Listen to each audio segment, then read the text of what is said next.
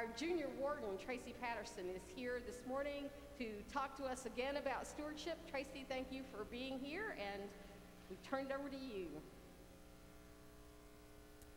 Good morning. As Dorothy said, I'm Tracy Patterson. I'm the junior warden at St. George's. October is Stewardship Month, and I'm here this morning to talk about our stewardship campaign for 2022 and the ways each one of us can participate as members of the body of Christ, our theme for this year's campaign. Now, when most of us hear the S word, stewardship, we immediately think money, and most of us really don't like talking about money. It makes us uncomfortable and it feels a little icky. But this morning, I want you to start thinking differently about stewardship. The Episcopal Church defines stewardship as what I do with all that I have after I say, I believe. Let me repeat that. Stewardship is what I do with all that I have after I say, I believe. Stewardship is living your faith. It's the outward expression of your faith, and this really resonates with me. The Episcopal Church sees stewardship as more than simply contributing money to the church. It's also about contributing time and talents and volunteering for ministry and mission. It's about reaching out to build relationships from a perspective of abundance instead of scarcity. And this last part is important. This is my second term on the vestry, having first served from 2009 to 2012. A lot has changed at St. George's in the last 10 years. For example, we have a different rector, our first woman to serve in that role.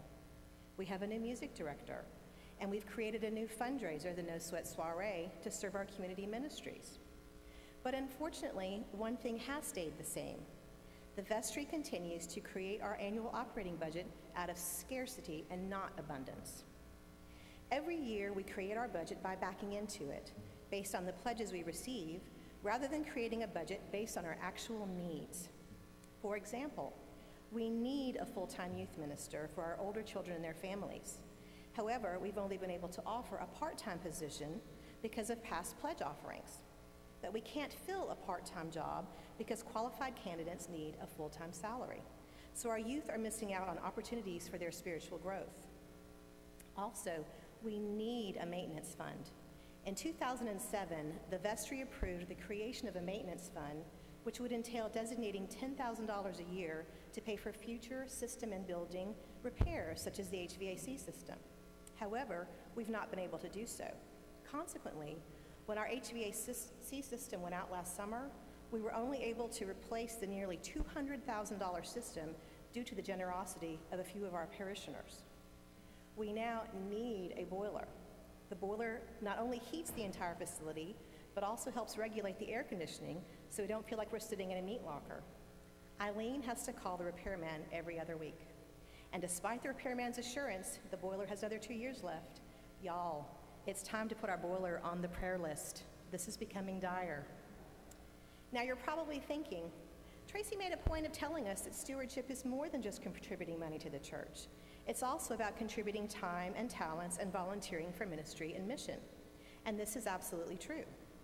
Stewardship isn't just about annually giving money to the church. It's also the regular practice of returning to God a portion of all that God has given to us. Stewardship involves teaching ourselves how to create a life built upon the notion that all we have is a gift from God.